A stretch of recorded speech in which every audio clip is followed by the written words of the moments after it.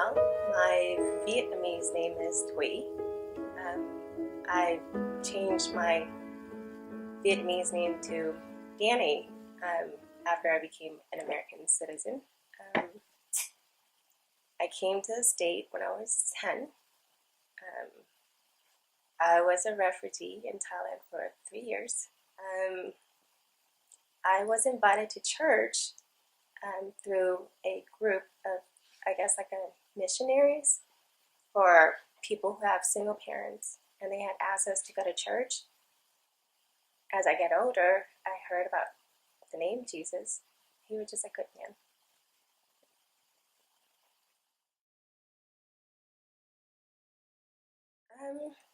Well, I think I had a pretty good life.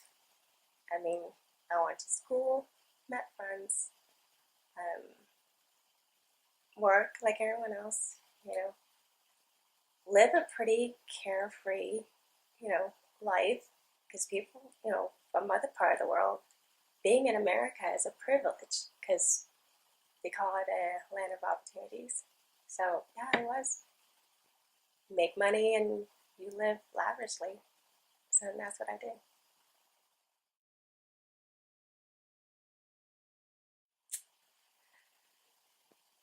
Let's see. I think I didn't come to know the Lord until maybe recently.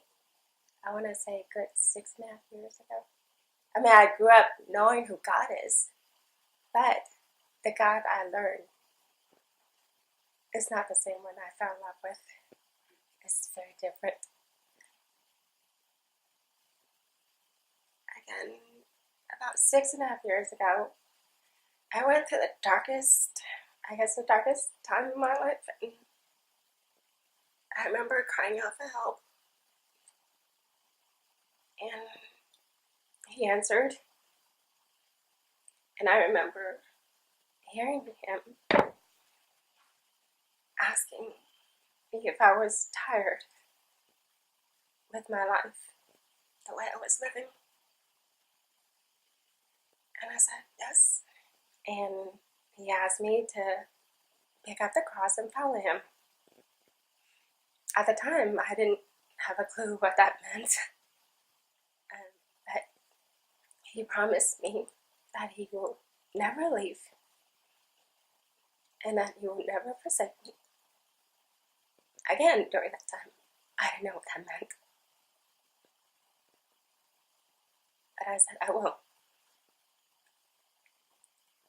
I think after that day, it was by his grace that he's giving me the desire to seek him. I always thought I was a good person. I never did anything horribly bad compared to others. But the day that the Lord pretty much opened my eyes to see, it felt like a wrecking ball hit me. I was overwhelmed. At the same time, I was joy.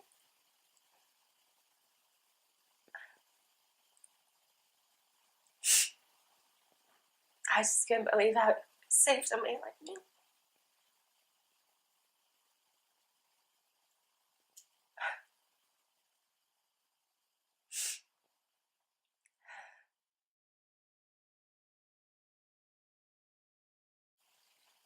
I've never known what true joy is until I was saved. I always get confused with happy. Yeah, I'm happy, but I never truly felt joy until I was saved. Yeah, my happiness depends on what I did, what people say, situations, circumstances.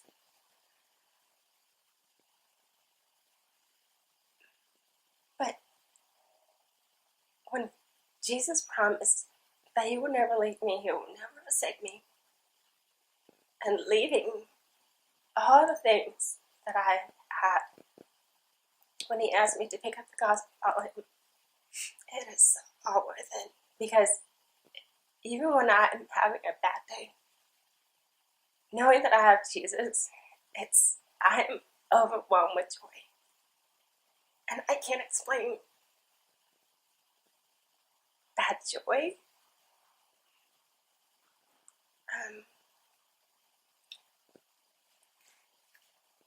It's kind of like a cartoon. I don't know if you've ever seen this, but like when your heart swells up so big, it just wants to explode. And that's how I feel every time I think about Jesus.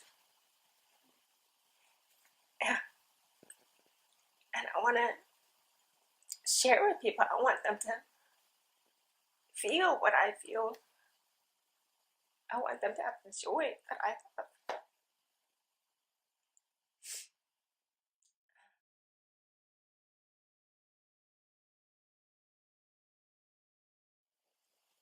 If it was up to me, I wouldn't share the gospel because it's uncomfortable. It's not what people want to hear. But I ask God for an opportunity every morning because of the work that I do. I work for Starbucks and I see people all the time.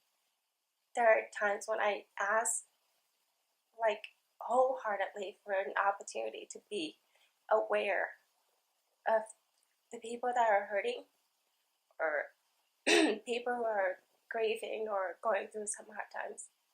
And I pray for those that they will share with me so I can pray for them or pray over them. And they do share. There are times that they do share. And I do get opportunities to talk to them. And, I do have opportunities to share Jesus with them and what he has done in my life. I never know what to say, but know that the Holy Spirit would use me, this nobody, to do his work, and that he would give me the word to share. Because, I keep thinking, I am pretty much a new believer. I've only been saved for 6.5 years, and the first 3 years of my life just trying to find out what it means to pick up the cross daily.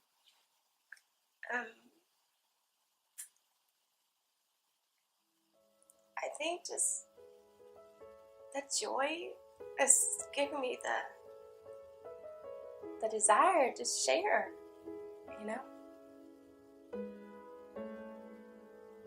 because I don't know how else to say it. I just want everyone to know Jesus.